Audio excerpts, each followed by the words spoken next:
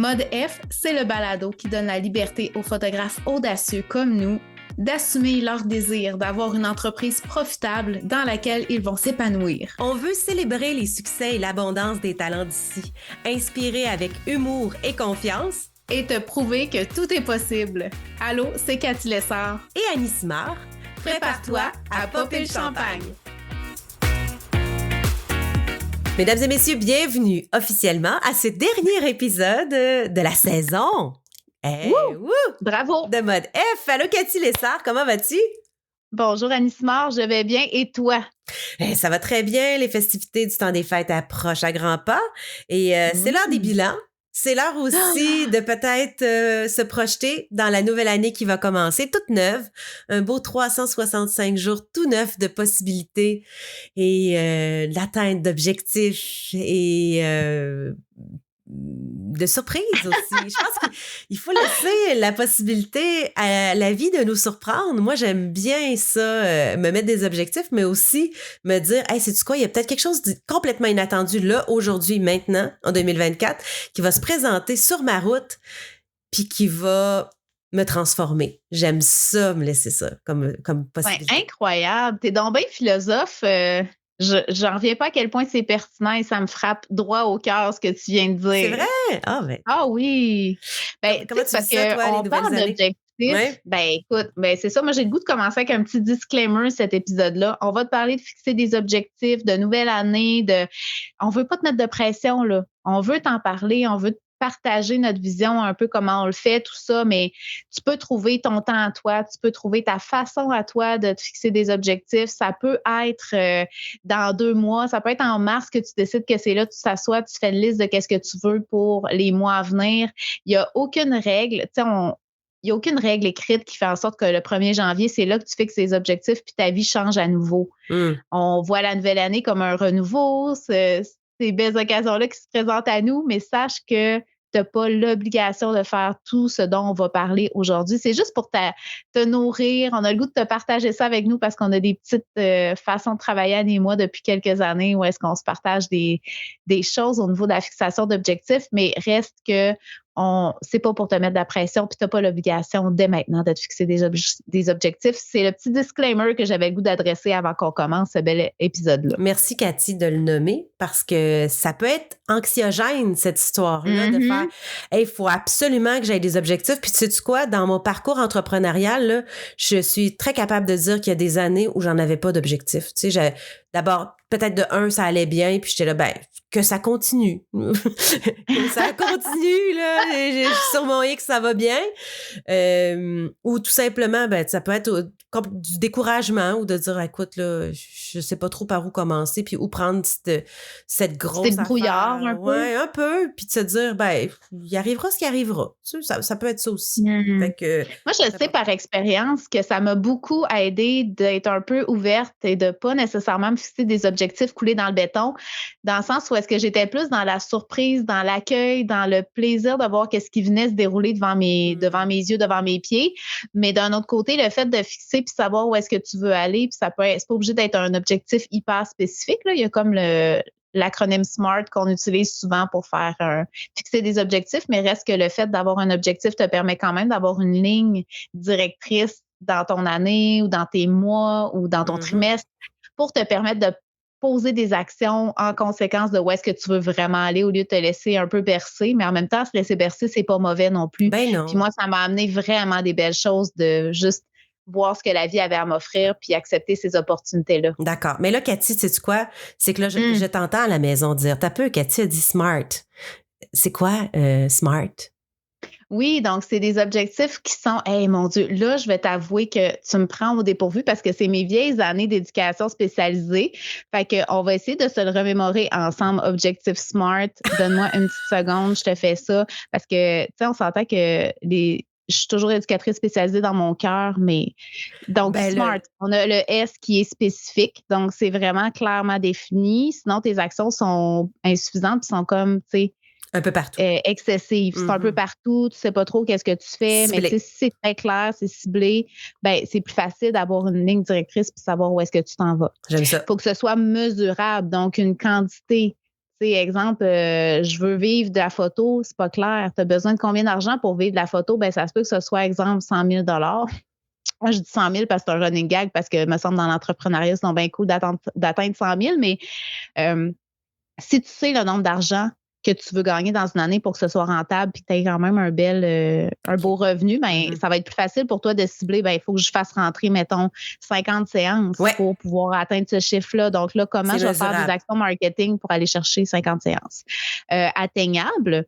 Donc, t'assurer de choisir des objectifs dont tu as les ressources pour pouvoir atteindre ces objectifs-là. Tu sais, si tu dis, je veux gagner 1 million en photo au Québec, je veux pas être désillusionnant, mais tu sais, c'est comme pas tant réaliste, puis tu risques d'être déçu au bout de la ligne, de dire, hey, j'ai pas fait mon million cette année en faisant des photos. Ah, je suis déçue. Tu sais, bon. C'est décourageant, ça. Ben, c'est parce que tu cours après une carotte que tu n'auras jamais l'opportunité de croquer, là. C'est complètement décourageant. Exactement. Tu sais, je veux dire là, puis en plus, ce qui est le fun dans un objectif, moi, ce que j'aime, là, je fais une petite parenthèse, mais c'est d'avoir des petits objectifs. Tu commences avec des petits pas, fait que tu montes un escalier, une marche à la fois, plutôt que d'aller vouloir monter la montagne d'une claque en faisant un très grand pas, hein, ou l'escalier. On va regarder l'escalier. J'ai changé d'escalier à montagne, mais tu comprends. Donc, ça permet vraiment de s'assurer que ben, tu peux célébrer des petits succès parce que tu as atteint tes objectifs une chose à la fois, puis tu n'es pas perdu dans vouloir atteindre quelque chose qui est peut-être un trop gros step pour toi. J'aime tout encore de ça à date, puis il reste encore deux lettres. Oui, il reste le R. Oui. Ah, le R, OK. Non, il reste deux lettres. Smart. Okay. Oui. Parce qu'il faut que tu fasses smart. Non, c'est parce que je pensais que c'était le R de réalisable, mais écoute, atteignable. C'est bon. OK, on y continue. Ben, le R, c'est en anglais, mais c'est relevant, ça veut dire pertinent. Donc, tu n'es pas obligé de faire des objectifs dans le vent, puis comme, hey, ça a l'air d'être hot, puis les autres, ils veulent ça, fait que moi, je veux ça. Il faut que ce soit quelque chose qui fasse du sens pour toi, qui est une valeur ajoutée à toi, ta vie, à ce que tu veux pour ton bien-être personnel, pour ta famille. Quelque chose qui est rentable et pertinent aussi. Tu sais, mettons que je rêve de faire de la photo fashion. Ça se peut que pour moi, ça ne soit pas nécessairement. Ben écoute, ça serait pertinent dans le mariage. Mais en tout cas, bref, tu comprends qu'il faut que ça fasse du sens avec qu'est-ce que j'ai déjà, qu'est-ce que je veux, ma vision pour moi. Ah oui. Et le T, qui est temporellement. Fait qu'un délai à cet objectif-là, une durée, quelque chose qui nous donne une bonne fenêtre pour pouvoir, comment je pourrais dire, que ce soit accompli. Exactement. Puis que ce soit cohérent avec ce que tu peux faire aussi. Tu sais, à un moment donné, si tu as un job à temps plein, puis tu dis, je veux vivre de la photo dans la prochaine année, ça se peut que tu n'aies pas l'espace pour réaliser cet objectif-là parce que tu n'as pas assez de temps pour faire ton marketing, en plus de servir tes clients, en plus de faire tes photos. C'est comme, permets-toi d'avoir assez de place, assez de temps. Puis moi, je veux juste ajouter le fait de dire, ben ça se peut que ce soit flexible dans le temps aussi. Finalement, tu te dis, je vais le faire au bout d'1 an, puis ça te prend 2-3 ans, c'est pas grave, c'est pas un échec, c'est juste que ça t'a peut-être pris plus de temps que qu'est-ce que tu aurais pensé. Mais en se fixant des objectifs, ce que j'aime, c'est que tu poses des actions toujours en ayant ça en tête. C'est parce que si tu te mets pas d'objectif de, par exemple, vivre la photo, c'est que tu te laisses un peu porter par la vie, puis il se passe, tu sais, il y a pas d'action concrète, spécifique, qui font que, hey, j'ai fait ce next step-là, j'ai pris une formation, j'ai fait cette décision-là dans mon entreprise, je commence à charger les taxes. Tu sais, des petites actions comme ça, si tu les fais pas parce que tu as un but précis, en bout de piste, tu pourras pas toutes les appliquer rendu à la ligne d'arrivée, là. Puis là, ah oui, là, c'est demain là, que je vis 100% de la photo, donc je commence à charger les taxes, tu sais. Donc, ça, je pense que de faire des petites, comme tu parlais, des marches, ça devient motivant. On voit ça aller, on voit notre objectif tranquillement se rapprocher de nous. C'est beaucoup plus motivant. Puis ça se peut qu'à un moment donné, tu recules d'une marche, mais tu fais, hey, crime, j'ai pas descendu la montagne au complet, là. J'en avais monté des marches avant, là, j'en ai juste un petit step back. Je reviens. Parce que là, je sais pas, moi, les enfants sont malades aller-retour durant tout l'hiver, puis là, j'ai moins de temps que je pensais à mettre dans mon entreprise. Ça arrive jamais, ça. Fait qu'on retourne d'une petite marche, puis là, on remonte d'une marche. C'est finalement, Cathy, je suis contente de t'avoir défiée pour le SMART parce que c'est intéressant. Il y a vraiment des points complètement précis pour... Ben, ça me fait plaisir, vraiment. Puis c'est juste que quand on se met des objectifs en tête, exemple, on fait un super vision board, c'est qu'on décortique pas ces objectifs-là. Puis je pense que c'est un aspect qui est important de dire, tu sais, quand justement ma pratique d'éducatrice spécialisée, là, on faisait pas juste mettre des objectifs sur le papier. Bon, vous êtes venu me voir pour faire quoi à partir de maintenant? Par exemple, là, la personne, elle disait, ben, je me nourris mal, je mange juste des ramen pour toute la semaine. Ben, il faut qu'on décortique c'est quoi bien manger. Tu sais, bien manger, c'est flou. Ben écoute, j'aimerais ça avoir les 4 groupes alimentaires dans chaque repas. Bon, OK, parfait. Tu sais, c'est comme clair à chaque repas. Tu sais, il y a comme une espèce d'aspect où est-ce que là, tu fixes tes objectifs, puis après ça, tu vas pouvoir décortiquer qu'est-ce que ça prend après ça pour faire un truc à chaque repas. Ben il faut que tu ailles faire l'épicerie. Là, quels outils je vais avoir besoin pour aller faire l'épicerie? Je vais avoir besoin d'une liste, de faire l'inventaire de ce que j'ai déjà dans mon garde-manger. Tu sais, je pense qu'en photo, c'est la même chose. Vivre de la photo, qu'est-ce que ça prend? Ben, ça prend une structure d'entreprise au niveau de ton service à la clientèle. Fait que là, tu vas décliner. Ben, il me faudrait peut-être un logiciel de gestion de clients. Il me faudrait un logiciel pour ma gestion comptabilité. Il me faudrait un document pour présenter mes services à mes clients. Tu sais, il y a comme plein de petites branches qui viennent se mettre justement. Puis, il ne faut pas se décourager quand tu vois ces tâches-là. C'est d'en faire une à la fois. Bon, ben, dans mon but ultime de vivre la photo, ma première étape, mon premier objectif de l'année, ça va être de mettre en place mon logiciel de gestion de clients. Tu sais, c'est comme ça qu'on arrive à vraiment voir plus clair puis à savoir quelles prochaines actions je vais poser au lieu de se garrocher partout puis faire 10 millions d'actions en même temps. Puis c'est le défi qu'on a parce qu'il y a tellement, tu sais, il y a un peu le syndrome de l'objet brillant quand on veut réaliser un objectif, de dire, OK, ben si je vais aller là, moi, je vois qu'il y a plein de solutions qui sont offertes. De plus en plus, il y a des offres de formation, de coaching, d'accompagnement. Ben là, je vais mettre à faire 15 formations différentes. Mais là, c'était quoi mon objectif au bout de la ligne? Qu'est-ce qui me manque pour arriver à ce que je veux? Si je veux être photographe à temps plein, ben c'est d'offrir un bon service à la clientèle. Je vais commencer à me concentrer là-dessus, ce que j'ai pas nécessairement. Tu sais, au lieu de faire un cours sur le flash, un cours sur la retouche, un cours sur, je sais pas moi, un workshop mariage, mais tu sais très bien que tu veux faire de la photo de famille. Tu sais, à un moment donné, faut que ce soit cohérent dans qu'est-ce que tu veux vraiment, là. Ça se peut-tu aussi qu'en cours de route, Cathy, ces grands objectifs-là ou ce petit objectif-là, peu importe, change avec le temps? Est-ce que ça se peut qu'au cours de l'année, tu te rends compte que, hey, sais-tu quoi, je voulais vraiment faire de la photo d'équitation, équestre, je devrais dire. Puis je me rends compte que, je sais pas, moi, je suis allergique aux chevaux. Oh mon Dieu! Ou les endroits, les écuries sont loin de chez moi, ça se peut pas. Ou finalement, j'aime plus ça. Tu sais, faut se laisser aussi cette opportunité-là de changer notre vision. Pas se dire, hey, là, non, c'était vraiment ça mon but, là. Faut vraiment que je le fasse. Ben tellement. Puis, tu vois, moi, j'ai le goût qu'on partage aussi notre petit rituel qu'on fait ensemble à chaque année. On se fait un petit moment ensemble, puis justement, on s'échange sur ça va être quoi nos objectifs, qu'est-ce qu'on a le goût de faire, de mettre en place dans la prochaine année. Je veux dire, je suis pas mal certaine que toi puis moi, on regarderait la liste qu'on a faite l'année dernière. Il y a beaucoup de choses qui ont changé au cours de l'année, là. Absolument. On n'est vraiment pas du tout à la même place. Il y a des choses qu'on pensait aller vers ça, puis finalement, on a reculé parce qu'on... Tu sais, moi, je sais que personnellement, je voulais vraiment me lancer full dans la formation, puis le mentorat, puis tout ça, puis finalement, manquer d'énergie. Ben écoute, j'ai mis ça sur pause, puis ça sera pour plus tard, ou ça aura peut-être changé de... À un moment donné, il faut se permettre d'avoir cette flexibilité-là, autant pour notre mental que pour se dire, ben écoute, il y a un aspect de... C'est un message un peu insidieux de dire si tu n'atteins pas tes objectifs, c'est un échec, mais pourquoi on ne le voit pas autrement? C'est peut-être une autre direction. Oui, c'est parce qu'il y a eu une autre opportunité, il y a eu autre chose, ou il s'est présenté quelque chose que tu n'avais pas prévu dans ta vie non plus. Tu sais, la maladie, la séparation, un déménagement, il peut se passer plein de choses qu'on n'avait pas prévues, sur lesquelles il faut pivoter, puis peut-être mettre des choses sur pause. Ça veut pas dire que ça va être sur pause toute la vie, mais pour l'instant, il y a peut-être d'autres priorités qui se présentent, ou il y a une nouvelle passion, il y a un nouveau feu qui a jailli en toi, que t'as vu passer, t'as essayé, t'as fait, ah oui, mais, hey, sais-tu quoi, c'est là que je m'en vais, là, puis je suis laser, finalement, je mets de côté tout le reste parce que ça m'allume, puis ça me donne des papillons, puis j'ai la chair de poule quand j'en parle. C'est exactement ça qu'on veut. Fait que ça se peut que ça change effectivement, mais effectivement, si on vient sur notre rituel de début d'année, Cathy, ce que j'aime de ça, c'est qu'on s'accorde un moment pour s'asseoir avec un petit café ou un mimosa ou quelque chose, puis on peut faire un petit bilan de l'année qui vient de passer.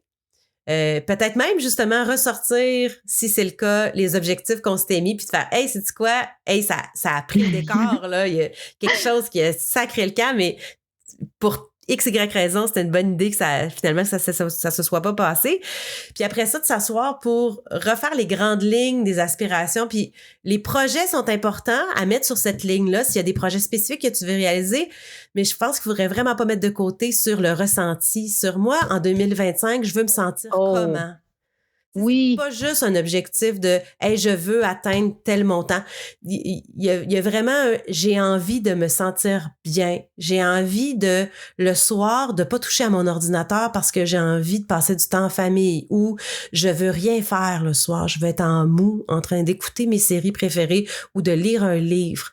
J'ai envie de m'offrir une meilleure santé physique ou de me sentir mieux. Ça peut être par différentes actions. Qu'est-ce que t'en penses? Ben moi, j'adore tout ce que tu viens de dire. Puis je trouve que c'est intéressant de partir de comment on veut se sentir, parce que souvent, comme j'ai dit un petit peu plus tôt, on va s'arrêter sur c'est quoi, selon la société, les objectifs à atteindre. Avoir une maison, avoir une famille, avoir un char, avoir 100 000 par année, tout ça. Mais toi, comment tu veux... Même si tu as tout ça, moi, c'est une dure réalisation que j'ai faite. Là, je vais être transparente. Une fois que j'ai atteint 100 000, là, j'ai fait OK, nice, mais c'est l'année où est-ce que j'avais le plus travaillé, puis j'avais tellement donné, puis j'étais rendue épuisée, j'avais 2 bras à terre. Puis finalement, j'ai réalisé que je voulais pas me sentir comme ça dans ma vie, là. Fait que ça a tout changé la perspective sur comment je voulais gérer mon entreprise, comment je voulais pricer mes contrats, comment... Écoute, ça a changé beaucoup de choses, le fait de vouloir me sentir autrement. Tu sais, je veux dire, c'est bien. Smart, ce qui est le fun, c'est que ça donne une clarté au niveau de comment définir un objectif puis quoi inclure un peu dans ton libellé, on va dire. Mais le fait est que, ben, comment tu te sens, je pense que ça devrait être le point de départ. Tu sais, c'est tellement important ce que tu as dit. Ça devrait être le point de départ de tout objectif qu'on va créer par la suite. Tu sais, le fait que tu as décliné, ben, je veux me sentir bien puis zen, en paix, ben, qu'est-ce qui va me permettre d'atteindre cet état-là? Puis là, tu peux tomber dans le concret de, ben écoute, c'est sûr que moi, pour être zen, être bien, ça se peut qu'il y ait l'argent qui vienne en ligne de compte. Là. Je vais avoir une sécurité le stress financier, oui, exactement. Exactement, mais reste que ça te permet de décliner que, ben oui, je veux atteindre ce chiffre-là. Mettons, on va dire encore le 100 000, je suis tannante avec ça. Puis là, on va changer. Mettons, ça te prend 50 000 pour être zen. Bon, ben je vais atteindre 50 000, mais je veux pas l'atteindre au détriment de me sentir comme de la merde puis d'avoir l'impression que j'ai couru toute mon année, tu sais. Exactement. Toi, qu'est-ce qui a fait la différence dans justement atteindre comment tu voulais te sentir dans tes objectifs? Qu'est-ce qui t'a aidé à mettre ça de l'avant puis à te permettre de... Ben, je suis obligée de dire que c'est comme toi, Cathy, c'est d'avoir vécu une période de stress intense ou d'avoir l'impression que tu te cours après puis tu fais « Crème, je me sens pas bien là-dedans ». Tu sais, oui, j'ai bien beau la perception autour de moi, les gens font « Hey, Crème, t'es occupée, ça a l'air le fun. » Mais le hustle, il est pas le fun à vivre. Là. Il est pas gratifiant du tout. Tu te sens pas plus professionnel, plus wow, plus accompli parce que tu cours partout comme une poule pas de tête. Là.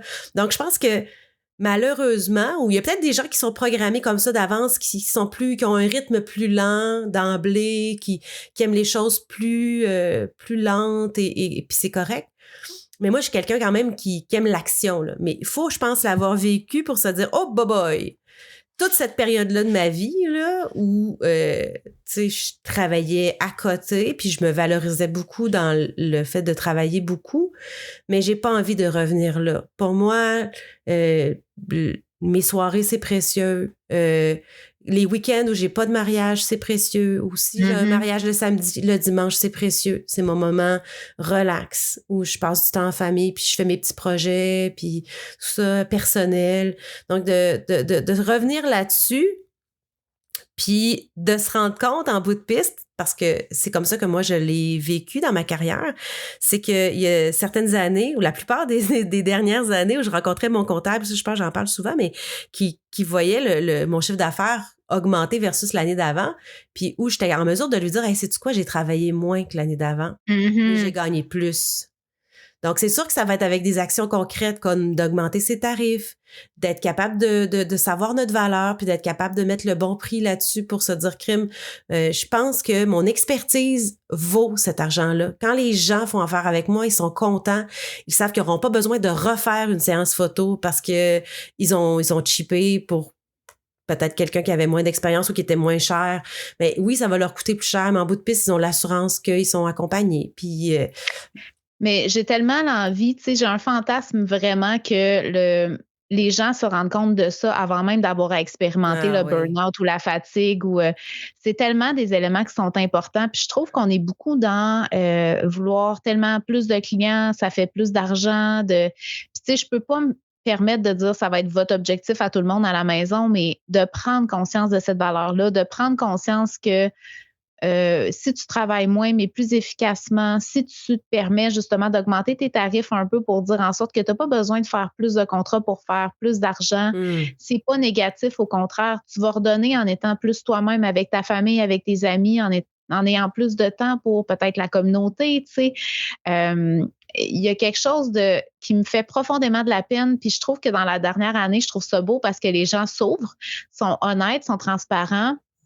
J'ai vu des collègues faire des burn-out puis revenir tranquillement après des 6 mois, 1 an de pause, 3 mois de pause. Puis je me dis à quel point c'était du monde talentueux dont le travail a une valeur immense puis qui se sont jetés à terre parce qu'il fallait toujours plus, tu sais. Comment on peut faire mieux, autrement? Et c'est la question que je me pose tout le temps, puis c'est vers là que je vais aller de plus en plus, de conscientiser les gens, tu sais, le hustle, c'est pas la seule chose. Puis je pense qu'il en faut du hustle, tu sais.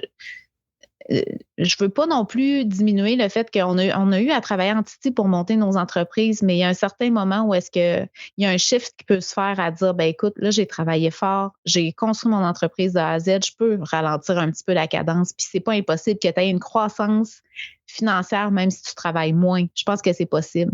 Ben, c'est parce que c'est tout... si tu fais la comparaison, la vision que c'est le moment des récoltes. Dans le fond, c'est que le début de ton entreprise, c'est le printemps. C'est là, il faut que tu travailles ta terre, tu plantes des choses, tu t'occupes de tes petites pousses, puis là, tu sais, tu travailles fort, fort, fort. L'été, il fait chaud, là, puis c'est des journées, là, très, très chargées. Mais à un moment donné, arrive l'automne où là, c'est le moment des récoltes, où là, tu vois tout fleurir, puis tu te promènes dans ton jardin, puis là, tu cueilles les choses, puis mais tu as travaillé pour ça. Fait qu'il y a rien de négatif à tout ça, mais effectivement, tu as raison de dire que ça tombe pas du ciel. Tu sais, faut pas se dire « Hey, sais-tu quoi, moi, les pieds sur le pouf, puis je veux vraiment pas vivre ça. » Mais la création d'une entreprise, l'entrepreneuriat en général, c'est sûr que c'est demandant en général, particulièrement les premières années, mais il faudrait apprendre de ça aussi pour se dire que c'est pas supposé être à côté dans barrure tout le temps, tu sais, tout le temps. Fait que c'est... Tellement. Ouais, fait que comment on se sent, c'est quand même important. Vraiment. Puis tu sais, comme justement, là, on va voir dans les prochaines semaines, dans le prochain mois, une vague de gens qui vont faire leur mood board, qui vont mettre ça sur les réseaux sociaux, qui vont se fixer des objectifs, qui vont des révolutions. J'aime tellement ça, révolution à TVA. C'était une peu gratuite. Des résolutions. Qui vont avoir des résolutions. Merci. Comment on se positionne par rapport à tout ça? Tu vas voir ça envahir tes réseaux sociaux. Qu'est-ce que tu aurais à dire aux gens qui nous écoutent pour que, justement, peut-être on s'enlève un peu la pression de tout ça, là? C'est de choisir ce que tu mets dans ton assiette, là. C'est pas parce que tu vas au buffet puis qu'il y a 24 millions d'assiettes devant toi qu'il faut que tu manges tout. Tu choisis. C'est pas parce que tu vois ton voisin le mettre dans son assiette que tu es obligé de le mettre aussi dans ton assiette. Pas tout. C'est ça. T'es au buffet. Tu t'en vas dans le coin la petite salade. On va commencer par une petite salade. Puis après ça, on verra qu'est-ce qui va se présenter à moi. Donc, d'y aller à son rythme, de comment on est. Vous connaissez vos valeurs, vous connaissez votre contexte familial. C'est quelque chose qu'on répète souvent au balado, au podcast. Tu sais, on donne des suggestions, où on parle un peu de notre vécu, mais vous avez chacun votre réalité aussi, tu sais, économique, familiale, de santé. Vous avez vos limites. Respectez-les. Puis... de vous trouver une partenaire ou un partenaire de partage. C'est comme on fait, moi et Cathy, depuis quelques années. Je trouve ça le fun parce qu'ensemble, des fois, là, Cathy va suggérer, hey, moi, j'ai envie de faire peut-être un peu plus ça cette année ou un peu moins ça, puis ça va me donner une idée. Puis je fais, oui, quelle bonne idée. Je vais faire Il y a des du projets qui pouce. naissent de Il y a ça, des projets communs, mais ou pas, mais c'est pas tant, tu sais, nous, ça donne comme ça, mais c'est pas tant nécessairement la raison pour laquelle vous devriez avoir un partenaire de vision puis de Non. Puis des fois, il y a des motivation. choses, tu sais, que l'autre personne va voir à ton sujet, qu'elle va pouvoir te partager, puis te dire, écoute, moi, je pense que si tu vas aller vers ça, je t'invite à faire telle affaire, telle action. Puis tu fais, hey, wow, j'avais pas pensé à cette action-là, tu sais. Ça peut être hyper nourrissant d'avoir ce travail-là à deux, puis ça te fait quelqu'un à qui rendre des comptes aussi, là. Exactement. Moi, c'est ce que j'aime. C'est que quelques semaines, quelques mois après, on peut être rendu au printemps, puis tu peux te dire, hey, Cathy, tu m'avais dit que tu allais faire tel projet durant l'hiver, tu sais, comment ça va tes affaires? Tu sais, as-tu avancé? Tu sais, puis c'est pas genre le gun sur la tempe, là. Tu sais, tu pourrais 100% me dire, hey, sais-tu quoi? Ça a pas eu lieu, ce projet-là. Ça a pas avancé parce que j'ai pas eu le temps ou il y a autre chose qui s'est présenté ou pour X, Y raison, mais au moins, ça te fait quelqu'un qui prend des nouvelles puis qui te motive. Puis là, ça pourrait te dire, hey, sais-tu quoi? J'avais complètement oublié. Je fais ça cette semaine. Je l'ai mis un peu de côté, mais t'as raison. Ça naissait, ce projet-là, ou cette idée-là, ou cette vision-là, ça naissait d'un endroit dans mon estomac qui me donnait des papillons. Puis là, tu viens de me le refaire renaître. J'avais comme oublié, tu sais.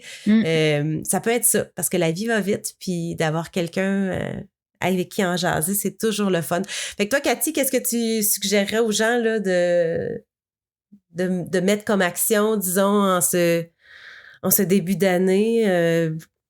Ben, moi, il y a 2-3 choses que j'aime vraiment beaucoup faire. Fait que c'est toujours des suggestions, ce ne sont pas des obligations. J'aime me faire une liste de 100 objectifs. Puis ça, tu vois, c'est 100? justement 100. Oui, Oh, mais shit. je vais t'expliquer. Okay. Non, attends, là. Oui. Attends. Oui. Dans le fond, là, c'est des objectifs, c'est vraiment pêle-mêle. Tu sais, dans le sens où est-ce que c'est des objectifs autant ma vie professionnelle que personnelle, que individuelle aussi, moi, en tant que personne, de comment je veux me sentir, des choses que je veux vivre, des choses que je veux avoir. Tu sais, c'est barre open de tout ce que je pourrais penser, puis je me force à faire le 100, là. C'est juste pour me donner du sens. Puis faire en sorte que ben j'ai encore plein de belles choses à vivre, plein de belles choses à réaliser. Puis je me mets pas la pression d'atteindre 100 choses dans une année. Là, on s'entend. Il y a des choses, il y a peut-être 2-3 choses là-dedans que je vais vraiment prioriser, je vais mettre de l'avant dans mon année. Mais c'est juste que ça m'ouvre la possibilité. Puis je trouve que des fois, ça me fait retoucher à des petites choses que j'avais mis de côté, que j'avais oubliées. Ça me repositionne aussi dans, des fois, regarder ma liste de 100 que j'ai faite l'année passée. Je refais le tour, puis je fais comme, c'est drôle parce que j'y pensais plus. Ça a eu lieu pendant mon année. Wow! Tu sais, il y a comme des petites choses comme ça que je trouve extraordinaires.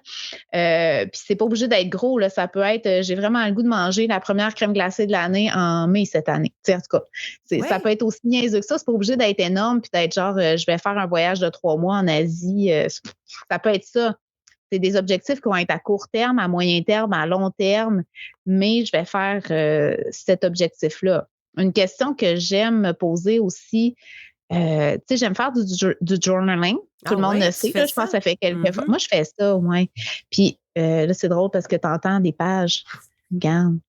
C'est très sonore. Je fais du ASMR, mais tu sais, j'aime ça me poser des questions sur toujours le pourquoi dans ces objectifs-là. Pourquoi je veux le faire? Pour encore plus solidifier pas juste voir que c'est un objectif que je fais parce que tout le monde veut l'atteindre. Puis, tu sais, je suis beaucoup dans la quête la fameuse quête du plaisir, mais se dire, qu'est-ce qui pourrait m'apporter du plaisir? Qu'est-ce qui pourrait faire en sorte que je me sente bien, je me sente sur mon X au quotidien, dans ma carrière, dans ma vie personnelle.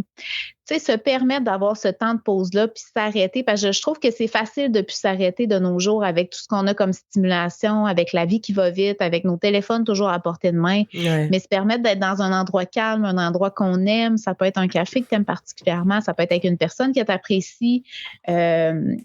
Il y a comme un aspect de s'arrêter pour se poser des questions et adresser des réflexions que je trouve vraiment intéressant pour ce petit rituel de se fixer des objectifs. Puis, la chose la plus importante, c'est de se fixer des objectifs, ne pas en fixer 15 en même temps, te permettre d'en faire 1 ou 2 à la fois et le décortiquer de qu'est-ce que ça te prend pour atteindre ça. Puis si tu as de la misère à décortiquer qu'est-ce que ça te prend pour atteindre ça, bien, peut-être de te permettre d'aller voir quelqu'un qui va pouvoir t'aider à réfléchir avec toi, à bandiser des idées, autant professionnelles qu'une amie ou quelqu'un en qui tu as confiance. Je pense que ça peut être vraiment une bonne façon de faire les choses. Absolument. Parfait. Ouais, Annie, as-tu des trucs? Ben, on a pas mal fait le tour. Non, puis tu sais, on revient vraiment sur l'idée de se sentir bien, mais il faut vraiment pas mettre de côté que nous sommes des créatifs, nous sommes des artistes, et que l'artiste se nourrit aussi de ces moments-là d'apaisement, de légèreté, où on est en mesure de regarder un oiseau passer, puis que ça nous inspire ou non. Tu sais, mais de se laisser baigner dans la lumière, faut pas oublier que ça a un impact sur notre créativité, l'idée d'avoir du temps libre, du temps où il se passe rien. Et on se sent coupable, hein? Tu sais, moi, je sais pas toi, mais tu sais, assis avec les 2 pouces qui tournent, moi, j'ai le cerveau qui fait comme moi, je serais supposée faire de quoi? Je serais supposée être... Ben non, t'as raison que des fois, la meilleure action à faire, c'est de ne rien faire. Oui. Oui, absolument. Mais ça, je pense que je suis assez bonne là, pour être en mou, à rien faire. Ça, je suis assez... J'ai tellement de la misère à t'imaginer en mou. T'es toujours classique. Et si tu savais, si tu savais le linge mou, c'est parfait. Surtout pour commencer cette nouvelle année. On va conclure cet épisode, Cathy, de dernier épisode de cette saison 2024. Hey, mais attention, on a une bonne nouvelle. Nous serons de retour en 2025! Wouhou! Alors, continuez de nous suivre. C'est peut-être le moment durant cette pause du temps des fêtes pour aller réécouter des épisodes qui vous ont marqué ou aller écouter ceux que vous avez malheureusement pas eu le temps d'écouter. Alors, du rattrapage un petit peu avec votre petit lait de poule. Et, et on vous souhaite une très, très belle période des fêtes. Pensez à vous, prenez du bon temps en famille. Puis, en tout cas, moi, je sais que je fais un gros câlin. Je vous fais la bise du temps des fêtes. Merci d'être là. Merci d'avoir embarqué dans ce beau projet-là, Annie puis moi. Je suis vraiment reconnaissante. Puis c'est drôle parce qu'on enregistre, on est au Thanksgiving. Fait que je peux juste te dire que je suis très grateful que tu sois là on est là dans tes oreilles, que tu nous fasses confiance pour nous confier ta demi-heure ou ton 45 minutes que tu as de lousse. Ça, je le prends pas pour acquis, puis je suis vraiment reconnaissante de ça. Merci, Cathy. Tu as très, très bien dit. Et on se retrouve en 2025, le premier épisode officiel de la nouvelle saison. Vous parviendra de notre événement qui s'en vient en janvier. Ceci n'est pas un workshop. Alors, incroyable.